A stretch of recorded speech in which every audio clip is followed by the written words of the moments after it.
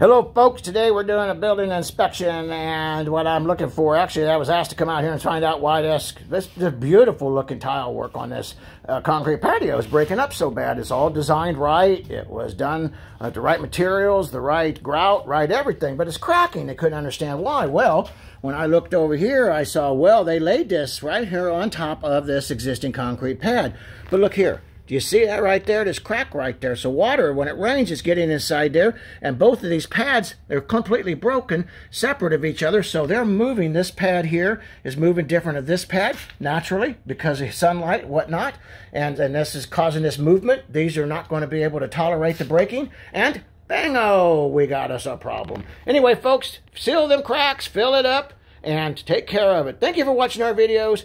We really would appreciate if you hit subscribe and hit like. Any comments, we greatly appreciate. Share with your friends. This will help us help others. God bless you.